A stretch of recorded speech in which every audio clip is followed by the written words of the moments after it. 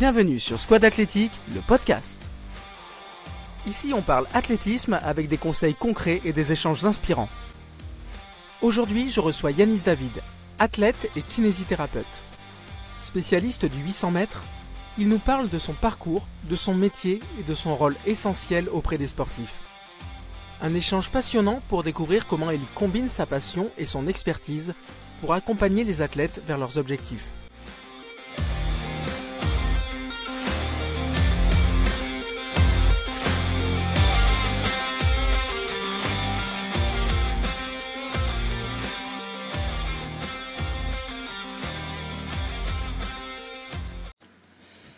Donc bonjour à toutes et à tous, bienvenue dans le 4e épisode déjà du Squad Athlétique, le podcast. Aujourd'hui je reçois Yanis David, donc, qui est kiné et coach sportif.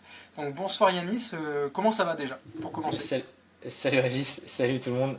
Et ça va très très bien, il fait beau à Nantes là, donc il y a du soleil. Le beau temps arrive, le printemps arrive, ça fait plaisir, donc tout va très bien. Donc c'est vrai que les beaux jours reviennent, ça fait toujours plaisir pour le moral aussi, hein, c'est important. Donc je vais te présenter rapidement Yanis pour commencer.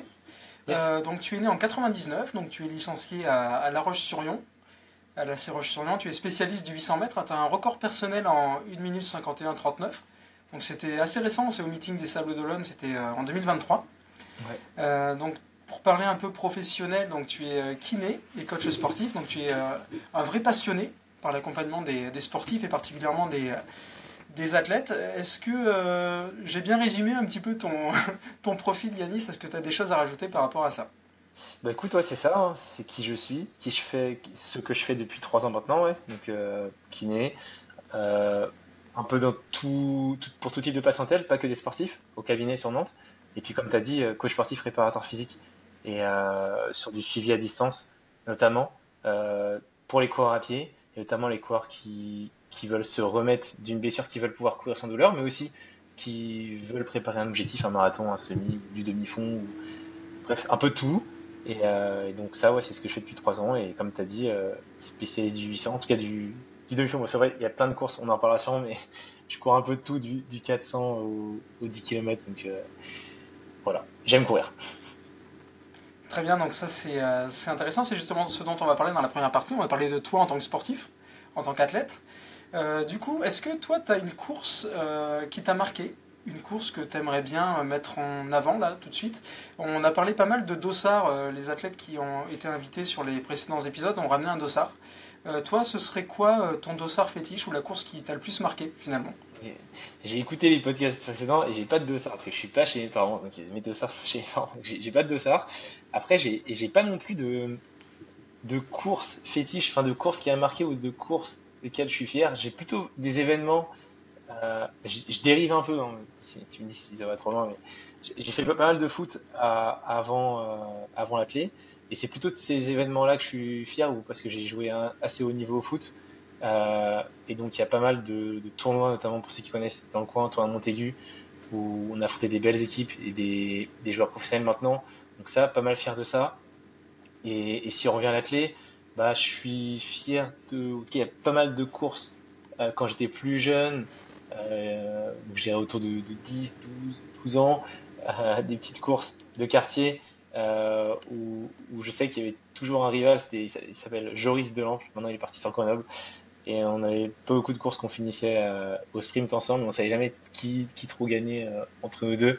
Et je pense par exemple au Trail de Saint-Jean-de-Mont qu'on faisait souvent chaque année, et puis même des petites courses de quartier. Et puis plus récemment, je dirais peut-être si quand on fait champion de France par équipe en relais medley avec du coup les copains de la CLR, c'était en 2023 à Blois, et il y avait Romain, il y avait Justin, il y avait moi, et il y avait qui c'est que j'oublie?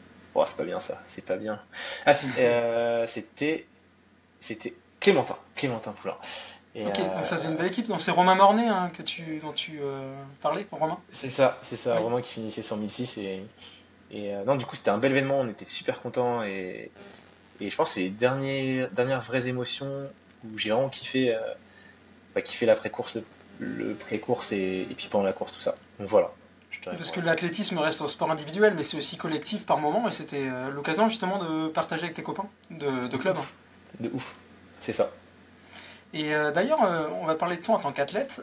Tu disais que tu as commencé par le foot. Tu as joué dans quelle équipe à la base? Tu étais dans quel club? Est-ce que c'était en Vendée? Ouais, c'était en Vendée et c'était à la Roche Vendée Football, la Roche VF. Donc, parce que j'ai fait mon lycée là-bas. Et du coup, j'ai joué là-bas jusqu'en 2017. J'ai dû faire 5 ans, 4-5 ans là-bas. Et du coup, j'ai fait catégorie jeune jusqu'à jouer un petit peu en N3 sur ma dernière année avec l'équipe première. Et, euh, et puis voilà, j'ai fait quoi? J'ai fait 14 ans de foot. Et parallèlement, en fait, il y a un petit switch avant que je parte sur Nantes où je faisais de l'athlé. Ce Moustache venait, Moustache, c'est une coach de La Roche. Les gens connaissent peut-être Ouais. Dominique Guillet, son vrai nom. Dominique Guy, ouais. Bien connu Voilà. dans la région, hein. Et C'est même ça. au-delà, hein. C'est carrément, tout à fait. Et du coup, il vient voir toujours les matchs et du coup, c'était un peu, il recrute un peu les athlètes comme ça aussi dans le coin, entre les footballeurs et d'autres sports. Et du coup, c'était un peu l'occasion. J'avais fait les 2 dernières années de foot, je faisais de l'athlé en même temps.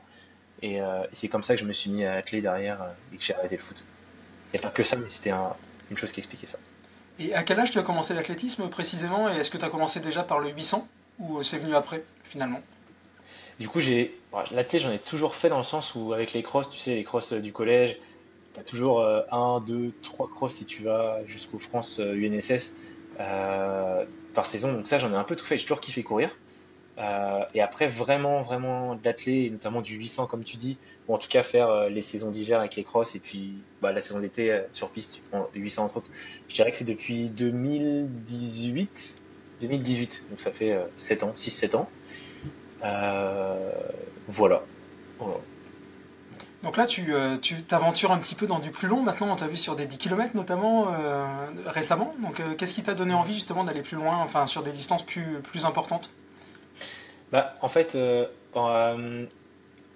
avec mon métier, donc préparateur physique, tout ça, et toutes les formations que je fais dans le monde de l'endurance, entre autres, au-delà du coaching de Moustache et de la CLR, moi j'apprends des choses et j'ai envie de tester des choses sur moi, beaucoup de choses que j'ai tester, des stratégies d'entraînement que tu vois faites chez des athlètes pros et que tu as envie de tester, mais aussi des choses que moi j'ai apprises avec mes formations.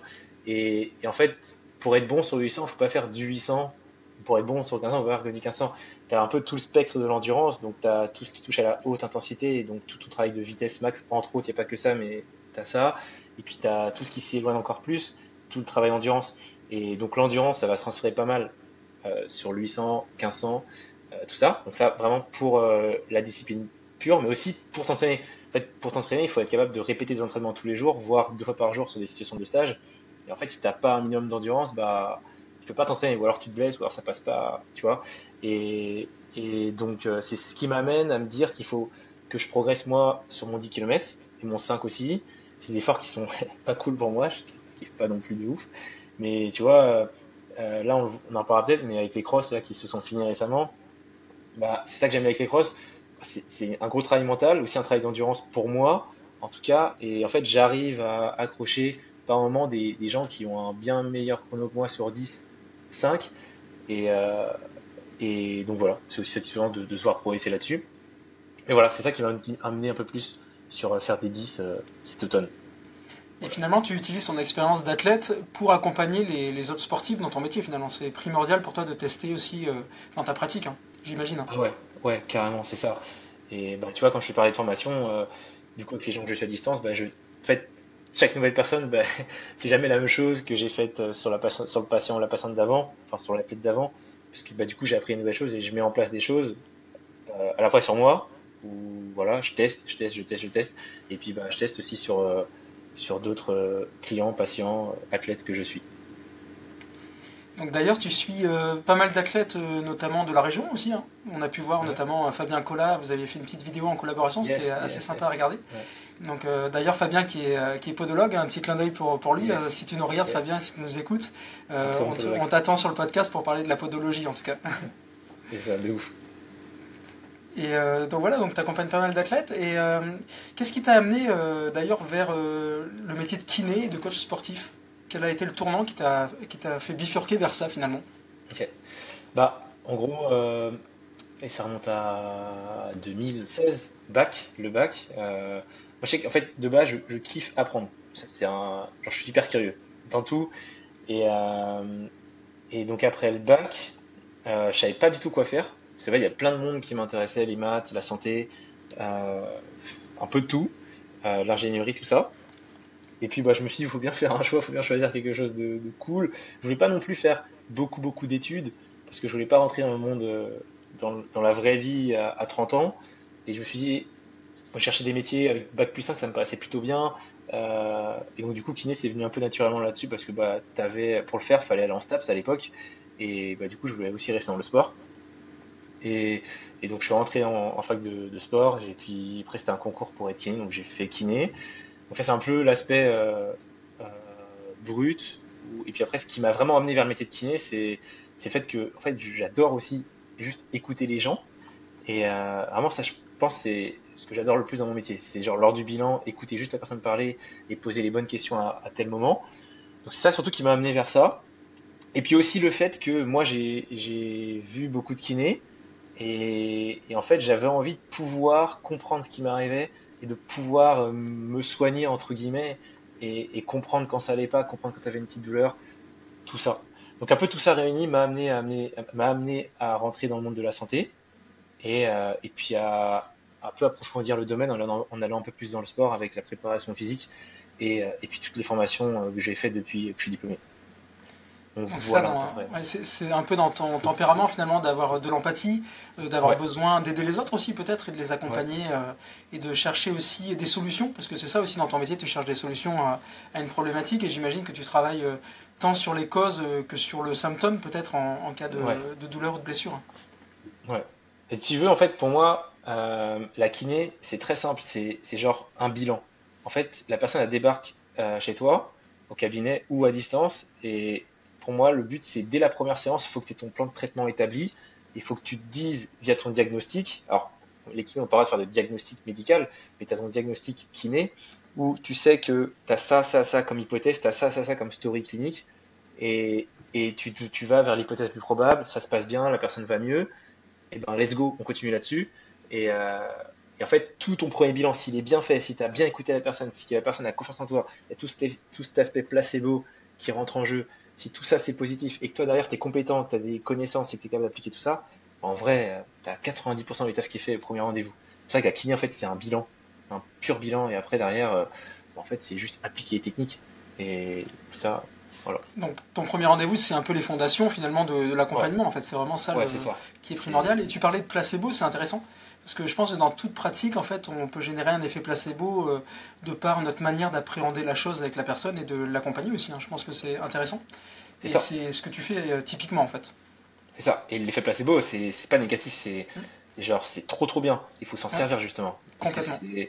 c'est ça peut être juste un élément déclencheur parfois et c'est ce qui fait la diff. Et c'est trop bien.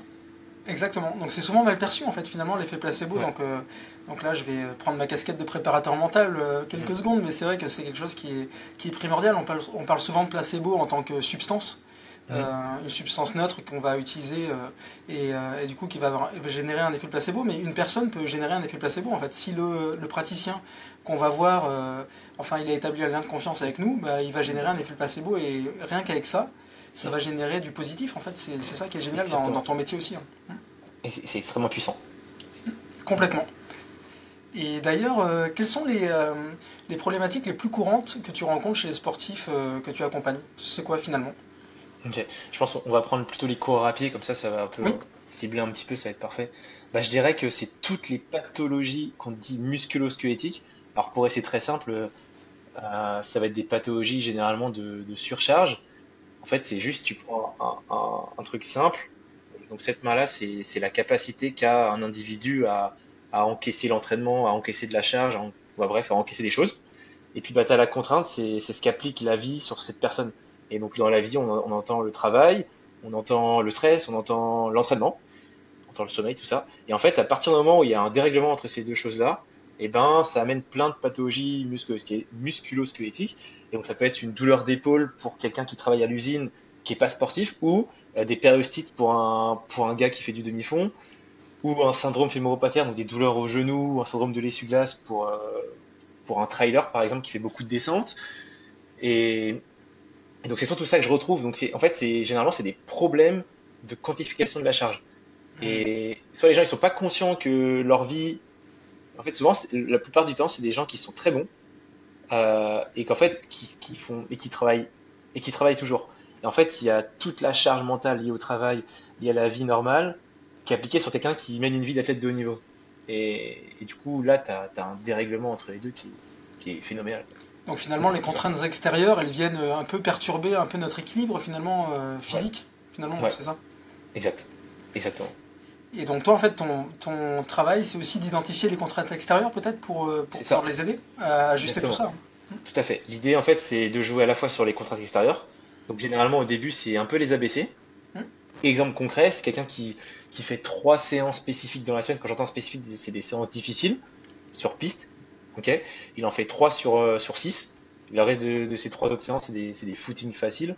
Bah, peut-être, au lieu d'en faire 3, en faire 2 ou une, garder des footings.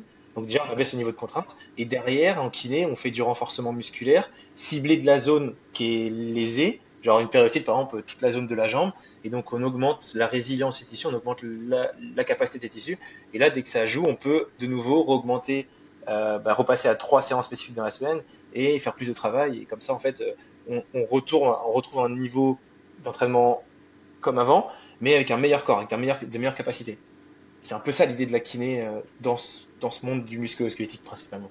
Là, je parle pas de neuro, tout ça, je parle Oui. surtout de. Donc en fait, oui, tu traites l'ensemble, tu traites à la fois la cause Exactement, du problème et aussi le problème en lui-même, en fait. Finalement, c'est ça c'est ça. qui est complet, hein. C'est pour ça que le bilan est fondamental parce que du coup, tu poses tes questions pour comprendre la vie de la personne et sur quel levier jouer, quelles hypothèses tirer pour faire évoluer positivement la personne. Et finalement, est-ce qu'on pourrait dire que tu as une boîte à outils que tu utilises en fonction des techniques, tout ça que tu utilises en fonction de la problématique de la personne pour l'aider? Est-ce que tu disposes d'une boîte à outils? Ouais, carrément, carrément. Je pense que par boîte à outils, t'entends peut-être technique kiné, Oui, genre. des techniques, ouais, des techniques Ouais, que tu as dans une boîte à outils en quelque ouais. sorte pour accompagner la personne sur mesure, en fait, finalement. Ouais, t'as un peu les traitements que tu appliques souvent et qui fonctionnent très facilement. Genre, je vais prendre un truc simple. Quelqu'un qui a mal au dos, souvent, tu lui fais faire des mouvements en extension, genre du soulevé de terre ou juste sur table se redresser type cobra.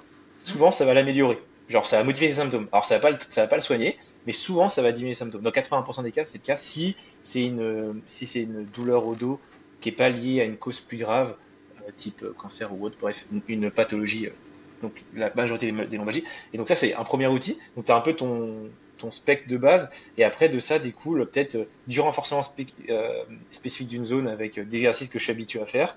Ou là, récemment, par exemple, j'ai fait une formation en dry needling, donc c'est des aiguilles d'acupuncture que, que tu mets sur des points qu'on appelle trigger. En gros, c'est des points de tension musculaire qui sont petits dans le muscle.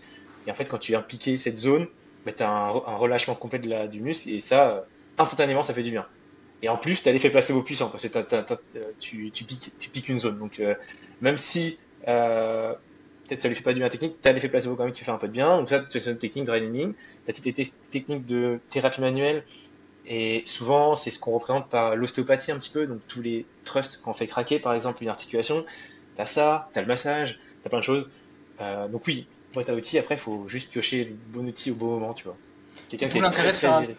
d'où l'intérêt de faire une première séance où tu cibles vraiment les Voilà. choses pour choisir les techniques ensuite, hein, j'imagine, hein. C'est ça, exactement. Genre quelqu'un qui vient, qui est très très irrité, qui a mal de ouf, bah tu vas pas lui faire du renforcement, tu vois.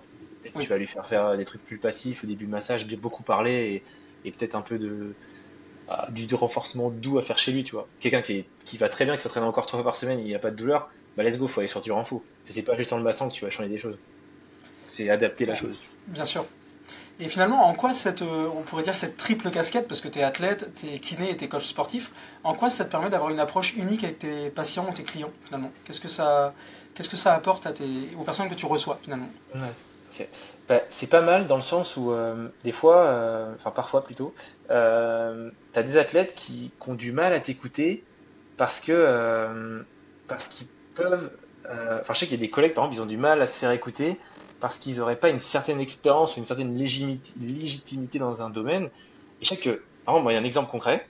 Genre, il y a des personnes qui viennent, ils me disent, ouais, je fais tous mes footings à telle vitesse. Genre, je fais tous mes footings à à 4,50 au kilomètre, par exemple. Et je lui dis, ok, d'accord, j'écoute. Et il me dit, ouais, je vise tant aux 10 km. Je vise, je sais pas, moins de 45 minutes aux 10 km. Je fais, ok, j'écoute. Et il me dit, il vient pour des douleurs au tibia. Et je fais, mais ok. Donc en gros, vous visez un record plus lent, nettement plus lent que mon record pour moi, et je prends mon expérience à moi. Et pourtant, vous faites vos footings plus rapidement que moi. Et donc là, direct, ça impacte. Genre, moi, je fais mes footings peut-être à 5, 10 au kill. Et eux, lui, du coup, il a un record sur 10 nettement inférieur au mien, mais il court plus vite que moi sur les footings. Donc là, tu vois, ça permet d'ajouter une preuve sociale via mon expérience sur le fait que, ok, tu dois courir moins vite si tu veux aller mieux. Et en fait, si j'avais peut-être pas sorti mon expérience perso, peut-être qu'il m'aurait écouté une semaine et après, il aura recouru vite. Alors, c'est pas pour, tu vois, c'est pas pour montrer qu'on est le meilleur, mais c'est plutôt pour, euh, pour faire comprendre aux patients ce qui est bien à faire pour lui et pour le marquer psychologiquement.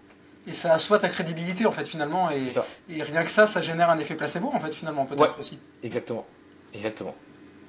Après, il faut juste savoir bien l'utiliser et pas non plus se montrer comme étant le plus fort du monde, mais juste s'en servir intelligemment pour que ça soit toujours pour le bien de la personne. Oui, c'est ça. De toute façon, j'imagine tu agis toujours dans l'intérêt de la personne et Exactement. pour son bien, bien sûr. Exactement. Et donc là, comment ça s'articule ton quotidien finalement entre ta vie d'athlète, ta vie de coach sportif et de kiné? Comment tu orientes tout ça? Ok. Bah, assez simplement, je suis au cabinet encore pas mal de temps. Je pense que je suis autour de entre 23 heures et 25 heures au cabinet. Euh, Ça a un petit peu diminué depuis l'année dernière parce que du coup, j'ai lancé depuis un an mon suivi à distance via Instagram entre autres.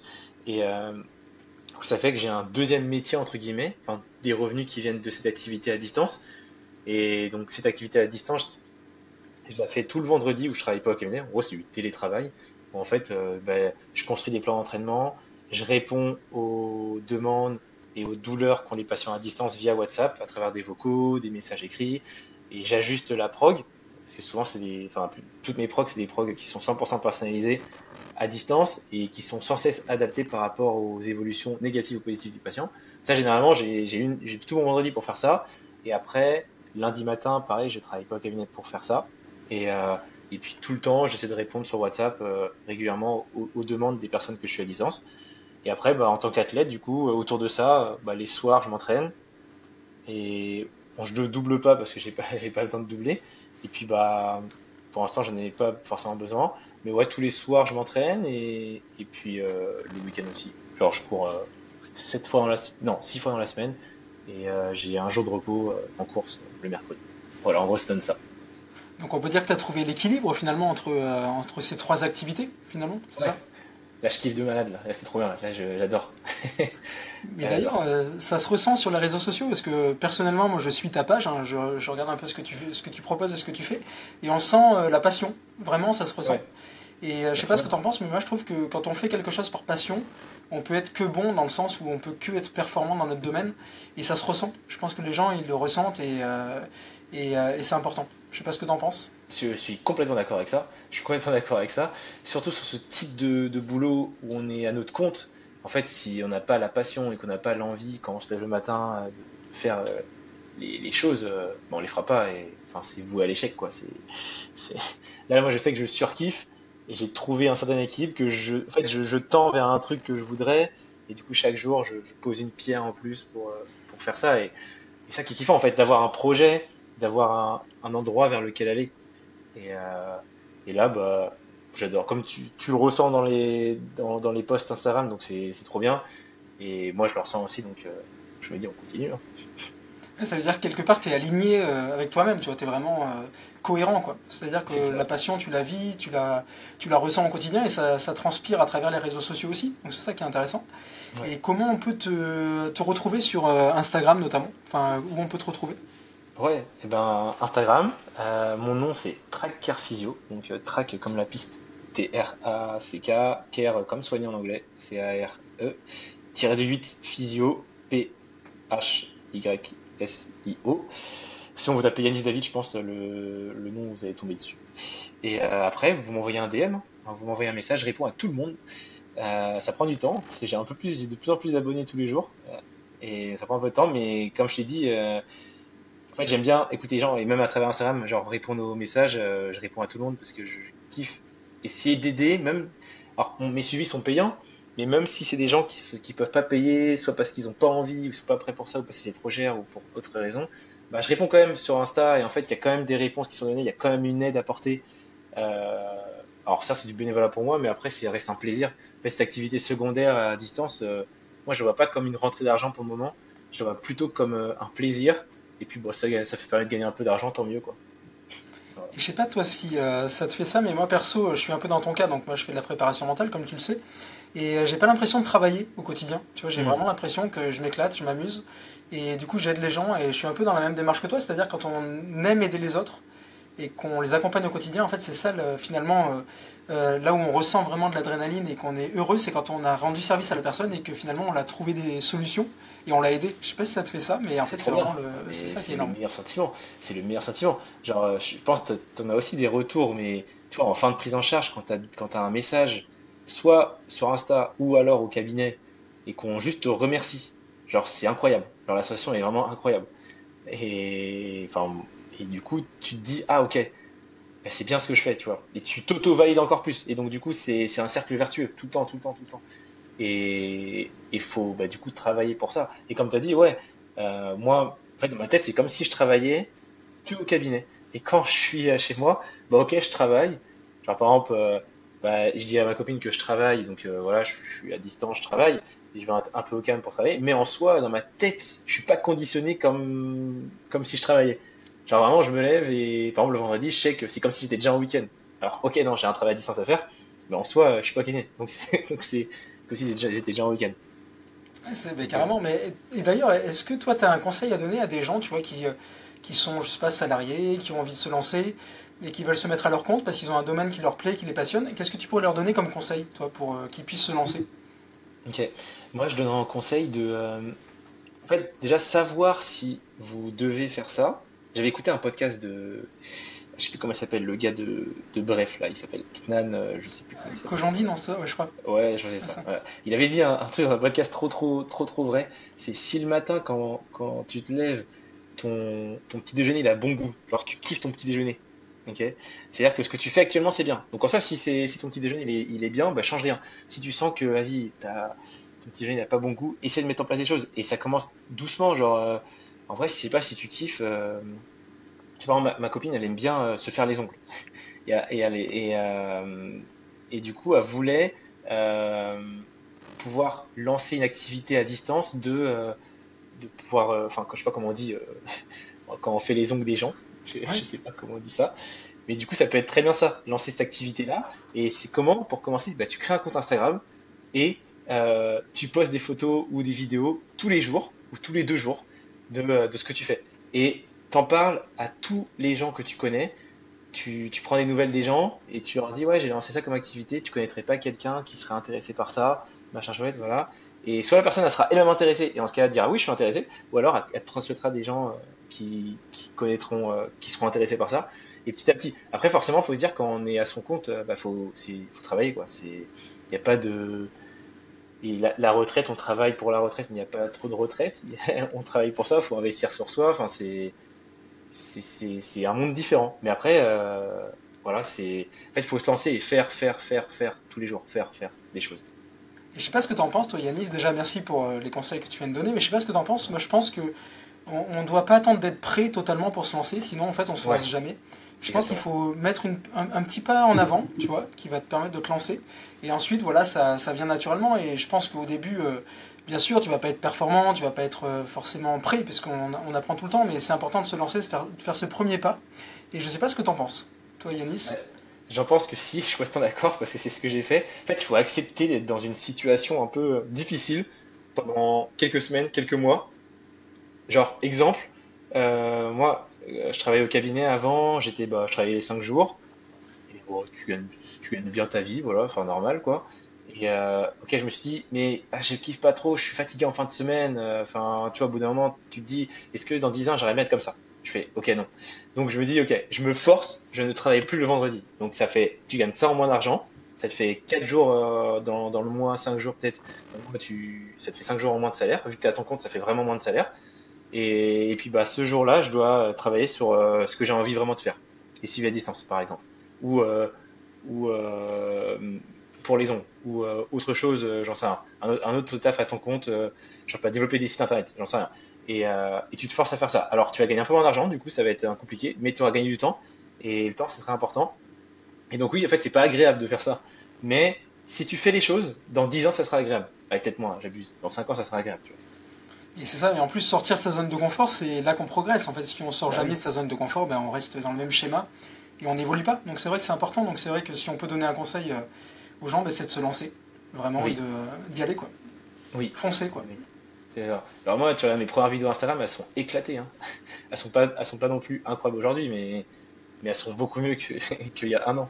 Parce qu'après, il faut faire les choses. Il faut accepter le retour négatif, il faut accepter plein de choses. C'est pas destiné à tout le monde, mais en tout cas, les gens qui pensent pouvoir se lancer dans leur propre activité, lancez-vous. Lancez-vous, lancez-vous. Et d'ailleurs, toi, Yanis, bah, tu t'es lancé déjà, et ce serait quoi les prochaines étapes pour toi? Les prochains objectifs personnels, pro aussi, sportifs? Mhm. Comment tu envisages l'avenir à court terme déjà? Ok. Court terme, on va commencer par sportif, parce que c'est le grand projet du moment. Là, je pars à Montegordo avec Romain. C'est la quatrième fois, je crois, que j'y vais avec Romain. Donc déjà, juste y aller avec Romain, bah, c'est cool parce que t'es avec un gars qui est monstrueux, un international, sélectionné à l'équipe de France plusieurs fois. Je crois 4 fois, je crois. Ouais. Bah, du coup, lui, il va préparer des grandes échéances. Je pense notamment les mondes en Chine ou au Japon en septembre, je sais plus où c'est. Enfin bref, et puis même la saison estivale. Donc déjà juste apprendre de lui, être avec lui et puis moi aussi que mon stage se passe bien. Il y a 10 jours à faire et que ça se passe au mieux et que je revienne bien et prêt à attaquer tout le mois d'avril et puis les premières compétitions. Donc les interclubs, ça sera pour moi normalement, je pense, sur 400 mètres à voir avec Moustache, je sais pas ce qu'il décidera. Donc ça, c'est sur l'aspect sportif. Et puis bah pro, continuer de progresser et de faire grandir mon compte Instagram, donc gagner des abonnés, toujours avoir plus de suivi et puis peut-être travailler encore un tout petit peu moins en cabinet pour avoir encore plus de temps accordé aux suivi licence pour que ça soit un peu du 60-40 cabinet et 40 suivi à distance. Et puis bah continuer de s'entraîner et voilà les grandes lignes, tout ça. Et comment tu le vois ton rôle dans l'accompagnement des sportifs? Comment tu le vois évoluer finalement au fil des années? Est-ce que tu parlais de peut-être plus équilibrer la partie en cabinet et la partie à distance dans le suivi des sportifs? Mais comment tu le vois? Tu la vois cette évolution finalement?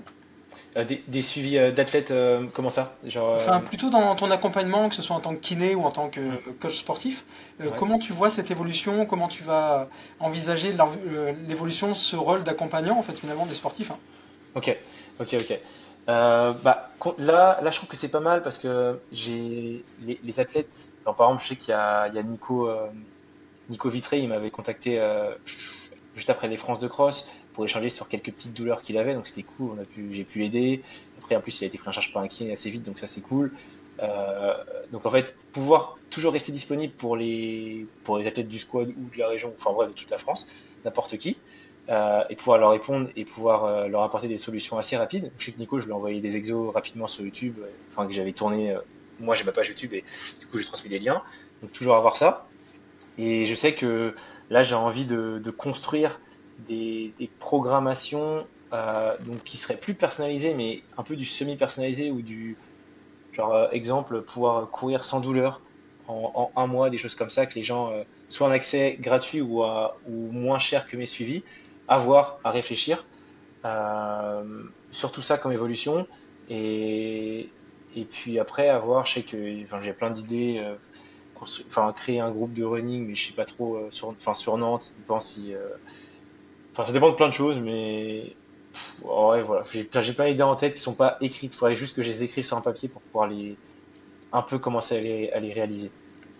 Voilà, en tout cas, c'est pas les idées qui te manquent, hein, t'as plein d'idées.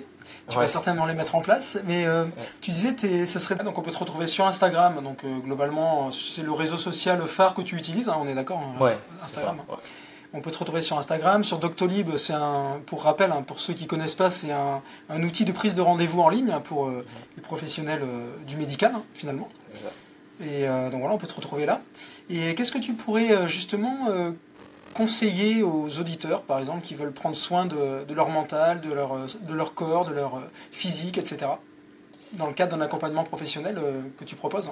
Ouais, ok. Déjà, la première chose, retenez ça, c'est très très important. Enfin, en tout cas, c'est ma vision et après les formations que j'ai eues et moi, ce que je commence à, enfin, de ce que je comprends de l'entraînement, c'est en vrai, c'est pas l'entraînement qui fait progresser, mais c'est plutôt comment tu vas récupérer de l'entraînement. Alors, ce qui va se passer juste après. Et en fait, je dis ça dans le sens où tu peux t'entraîner dur à chaque fois, mais si derrière euh, tu dors mal, tu manges mal, ou tu es stressé, ou le lendemain tu te renvoies une séance dure, bah en fait, ça sert à rien. Ça sert à rien. Genre, tu vas juste soit stagner, ou pire, tu vas te blesser. Donc en vrai, en fait, garde ta structure d'entraînement comme elle l'est. Si t'es pas blessé, c'est parfait. Et optimise les choses qui font gagner beaucoup de choses. Enfin, optimise les choses qui vont te faire gagner beaucoup de secondes, par exemple, sur un 800 ou un 1500, et notamment le sommeil. Genre, en vrai, t'as au moins ton sommeil de 1 heure toutes les nuits déjà. Et en fait, sans rien bouger, sans bouger l'entraînement, bah, tu vas progresser. Sans pour autant plus s'entraîner. C'est juste ta récupération elle est plus optimisée. Et c'est la récupération qui te fait, qui te permet de reconstruire les fibres musculaires, qui te permet d'assimiler la charge que tu t'es mis, qui permet plein de choses au niveau hormonal. Euh, et donc, ne pas négliger la récupération. Je pense que c'est le plus important. Et voilà, je pense que c'est les conseils que j'aurais. Ouais, donc il y a des leviers de progression différents de l'entraînement physique, hein. Tu parlais de la récupération, il peut y avoir le mental, il peut y avoir plein d'autres leviers. Et c'est vrai que souvent, moi j'ai été comme ça aussi plus jeune en tant qu'athlète, hein. C'est vrai que des fois on loupe une séance et on va en faire un drame parce qu'on se dit mince, j'ai loupé une séance, donc je vais pas progresser, je vais régresser, etc. On va aussi parfois aller à l'entraînement alors qu'on n'a pas dormi, pas beaucoup dormi, on va se forcer à y aller. Et est-ce que c'est un conseil que tu pourrais donner aussi de des fois pouvoir squeezer une séance ou pour éviter la blessure, hein, finalement? Hmm. Ouais, enfin, carrément, pour moi, ça c'est fondamental. C'est difficile d'éviter une blessure ou de prévenir une blessure, tout ça, c'est extrêmement difficile. Mais on peut diminuer les risques en optimisant la récupération. Pareil, en te disant, en sautant une séance, vas-y, tu sors d'examen, tu as eu tes partiels, t'as pas trop dormi. En vrai, t'es pas à une séance près hein, dans la saison. Et en fait, cette séance-là, elle peut peut-être t'induire plus d'effets négatifs que de positifs. Et c'est plutôt l'enchaînement des séances qui va te faire du bien. Donc, t'es pas à une séance près. Et auquel cas tu veux réaliser ta séance, eh ben fais-la, mais sois toujours conscient de l'objectif de la séance. Si par exemple le coach il a mis, je sais pas, du seuil, exemple, je sais pas, il t'a mis un, genre moi je sais que par exemple samedi j'ai 2 fois 8 minutes. Et ben généralement le seuil, on sait que c'est pas un effort max, tu dois être sur une échelle entre 0 et 10, tu dois être autour de 7 sur 10 grand max, 8 sur la fin. Donc tu es vraiment en sous maximal, t'es pas sur un effort max. Et si par exemple le coach t'a mis, genre tu dois faire tes séances, enfin tes deux blocs de 8 minutes à 3,05 au kill, et ben peut-être les fais pas à 3,05 au kill ce jour-là, mais fais-les plutôt sur ton ressenti. Fais-les à 7, 8 sur 10 au ressenti, et tu seras peut-être en 3,15 au kill, mais au niveau physiologique, il se passera la même chose. Il se passera la même chose, et en plus tu vas pas te fumer, et tu vas sortir un peu moins fatigué que ce que tu aurais fait, enfin, de ce que tu aurais été fatigué si tu avais fait vraiment les bonnes allures parce que t'as pas dormi la veille. Et toi, tu pourrais préconiser aussi en tant qu'entraîneur peut-être de s'entraîner plus au ressenti, plus à la Moi, sensation, c'est à l'effort fond. ressenti en Moi, fait, c'est ah, ça? mais moi, je m'entraîne principalement que comme ça, à part sur les séances spécifiques 8 enfin, à part sur les séances spécifiques qui sont très difficiles où là tu sais qu'il faut s'envoyer en l'air, il faut s'envoyer au carton. Donc ça, voilà, ressenti ou pas, il faut s'envoyer au carton. Enfin, c'est les chronos qui comptent. Mais il y en a très peu en vrai. Il y en a très peu. Par contre, surtout les footings sur les séances sous-maximales, donc de tempo, les intervalles longs qui vont durer dans le temps, plutôt tu sais, les allures marathon, semi, euh, toutes ces choses-là, mais c'est du ressenti first, absolument. Il faut que ça soit du ressenti avant tout parce que ce qu'on recherche, c'est des adaptations sous-maximales. C'est un peu compliqué, mais tu travailles autour de tes seuils physiologiques et en fait, ce qu'on veut pas, c'est être trop dur, être trop fort. Et en fait, tu vas plus perdre à être trop fort sur ces séances-là qu'en étant un peu conservateur. Donc sur ces séances-là, ouais, c'est ressenti à fond, ressenti à fond. Donc sur moi et même sur tous ceux que je coach, bah moi il y a que du ressenti. En plus avec l'exercice, ce qui est trop bien, c'est que t'as pas besoin de test VMA, t'as pas besoin de test d'effort pour pouvoir planifier les entraînements. Tu sais que pour faire de l'endurance fondamentale, tu dois être sur du 2, 3 sur 10 en effort. Sachant que 10 c'est un effort max, 0 c'est de la marche. Bah, tu sais que tu es 2, 3 sur 10 si tu t'évalues bien, tu t'écoutes bien, tu sais que tu as 2-3 sur 10. Tu sais que sur les séances de seuil, type des SPAY 10 km notamment, tu sais que tu dois être sur du 7, 8 sur 10 grand max en termes d'effort. Et pour les autres séances à intervalles plus longs, moi j'appelle ça du tempo, tout le monde appelle ça comme ça, mais par exemple de tempo, autour du seuil 1, tu sais que tu es sur du 5, 6. Et en vrai, du coup là c'est vachement, si tu t'écoutes bien et que tu acceptes de bien t'écouter, et ben les jours où tu es fatigué, tu iras moins vite parce que tu seras naturellement à ton 5 et ton 5 il est dépendant du jour même. Et les jours où tu es en giga forme, bah, tu pourras aller plus vite. Genre ton 3,04, ton 3,05 au kill sur ton 2 fois 8 minutes, peut-être ça va être 2,59, tu vois. Parce que tu es en super forme. Mais c'est pas grave parce qu'au niveau physiologique, il se passe la même chose. Ouais, en fait, ça dépend du contexte. Finalement, on s'adapte au Ah ouais, contexte et à un ressenti de 7 sur 10, par exemple, un jour on peut être à 3,05 et l'autre jour on peut être à 3,02. C'est ça, finalement, exactement. c'est de Exactement. l'adaptation, quoi. Exactement. Donc, et pour moi, je pense que c'est ça qui peut aider les personnes qui ont souvent des pépins physiques. Les gens pour moi, tout ce que j'ai dit là, pour les gens chez qui sont pas blessés, en vrai, ne changez rien. Parce que vous n'êtes pas blessé. Et si ça fait des années que vous vous blessez pas, ne changez rien. Mais pour les gens qui sont, tous les 3 mois, ils ont un petit bobo par-ci par-là qui les handicape sur leur course, essayez d'intégrer du ressenti d'effort. Sur ces séances notamment qui sont longues en volume, qui durent dans le temps et qui sont censées être sous maximal. Et d'ailleurs, il y a une notion qui pour moi est importante en tant que préparateur mental que je mets souvent en avant, c'est la notion de plaisir. Pour moi, la performance, elle vient pas forcément naturellement s'il n'y a pas de plaisir. Si on recherche la performance à tout prix, on va peut-être se mettre la pression. Alors que si on recherche d'abord le plaisir, on va peut-être attirer la performance naturellement. Et là où je veux en venir, c'est est-ce que pour toi le plaisir, c'est une notion importante qui peut être favorable pour éviter les blessures finalement, si on pratique par plaisir? Ouais, ouais, parce qu'en vrai, par plaisir, bon, peut-être pas tout le temps, mais je pense qu'en vrai, avec le plaisir, tu vas savoir quand est-ce que il va falloir aller t'entraîner et quand est-ce que tu n'auras pas envie d'entraîner parce que tu es fatigué. Donc, tu auras aussi ce moyen de t'autoréguler sur les moments de fatigue. Après, le problème, c'est que si tout par plaisir, genre moi, je sais que je kiffe faire, par exemple, sur piste, des 12 fois 300. Ah, je sais que si je m'envoie ça tous les jours, vas-y, ça va mal se passer. Mais je pense qu'une partie de plaisir, ouais, dans les choix, ça peut t'aider à aller dans la bonne direction euh, pour la performance, en tout cas en minimisant le risque de blessure. Parce qu'il faut savoir que les blessures aussi, c'est juste génétique, hein. Il y a des gens qui vont se blesser souvent et tu pourras faire tout ce que tu veux. Genre moi, il y a des gens au cabinet, je pense, d'ailleurs ça me met le doute parfois, mais je pense faire tout ce qui est bon, mais au final, ils s'améliorent pas complètement ou pas assez.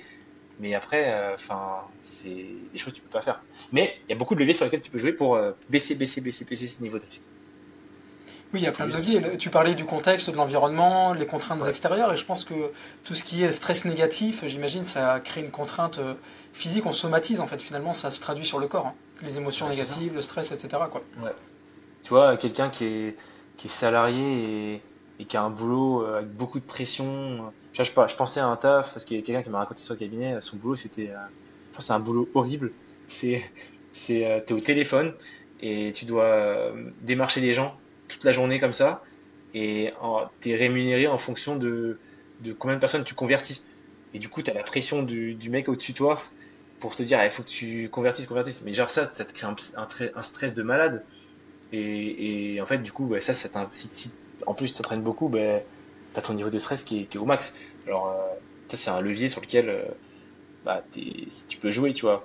Alors, c'est pas facile, mais tu vois, donc le stress au boulot, ouais, ça impacte pas mal. Le stress familial, si t'es en train de déménager, des choses comme ça, tu vois, plein de choses. Et je pense que toi, tu dois connaître à fond. Genre, les gens, ils doivent te parler beaucoup de ça, parce que c'est ton taf en partie. Donc, Oui, je pense que nos je deux pense que ça te métiers parle sont beaucoup. complémentaires, hein. Franchement, moi, Ah je bah oui. peux très bien accompagner des personnes, voilà, qui génèrent du stress négatif, qui ont du mal à lâcher prise, qui ont du mal à gérer leurs émotions, qui ont des peurs, qui ont des phobies, qui ont des addictions, etc. Et tout est complémentaire, en fait. Finalement, je pense que c'est important de se tourner vers les personnes compétentes pour nous aider dans chacun Hmm, des carrément. domaines, en fait, finalement. Carrément. On va clôturer ce podcast. Yanis, est-ce que tu as Ouais. un petit mot de la fin, voilà, pour les auditeurs? Déjà, moi j'ai un petit mot de la fin aussi à dire, hein. C'est merci à toi déjà, Yanis, d'être De rien. venu, d'avoir accepté l'invitation. De rien. Je rappelle, hein, on va remettre dans le descriptif du podcast là où on peut te trouver. Donc on va remettre justement ta page Instagram. On va remettre un lien peut-être vers Doctolib aussi pour qu'on puisse prendre rendez-vous avec toi si besoin, aussi te contacter. Voilà, donc qu'est-ce que tu aurais à dire justement pour clôturer ce podcast aux auditeurs qui nous ont écoutés et je te donnerai autre chose juste après. Ok, alors attends, là, qu'est-ce que je peux dire sur... peut-être, je dirais dans l'entraînement, ne négligez pas, s'il vous plaît, tout le travail de... Voilà, aussi, tout le travail, je veux dire ça, si, ça va être ça. Ne négligez pas tout le travail sous maximal. Les séances spécifiques, c'est bien. Pour progresser, c'est trop bien. Notamment pour progresser vite. Mais tout le travail de fond, donc tous les footings qui ne doivent pas être faits trop vite, et tout le travail au tempo, et même de seuil, ça rentre là-dedans, il doit être bien fait. Et ça, c'est des adaptations qui sont plutôt chroniques, dans le sens où il faut en faire pendant des années pour en tirer les bienfaits, notamment des footings. Il faut faire des années. Et voilà, je conclurai sur ça. Et n'oubliez pas la récupération, c'est ça qui fait progresser. La récupération, ça fait partie de l'entraînement, comme on dit. Exactement. Et est-ce que... bon, après, on va le faire un peu à l'aveugle, hein, je vais improviser. Est-ce que tu aurais une question à poser à notre prochain invité sans savoir qui ce sera? Je sais même pas qui c'est. Je vais lui demander qu'est-ce que je peux... je vais poser comme question... Si, est-ce que tu cours plus vite que moi sur 800 mètres? Ok. Ça c'est rigolo. Donc on demandera ça au prochain invité. Donc moi je sais même pas qui ce sera. Donc on va voir, on lui posera. Voilà, est-ce qu'il court plus vite que Yanis David sur 800 mètres? Donc on rappelle une 51 et combien de... Et 39 centièmes je crois. 39 centièmes, c'est ça. Donc parfait Yanis, merci à toi. On va clôturer ce podcast. Merci, c'était hyper enrichissant. Donc à coup sûr ça va vous plaire, amis auditeurs. Et puis on se retrouve aussi dans un prochain épisode. On vous dévoilera qui sera l'invité dans quelques jours. Et en attendant, merci encore Yanis, et puis à bientôt tout le monde. À bientôt Yanis. Merci à toi Régis pour les questions. Merci Yanis.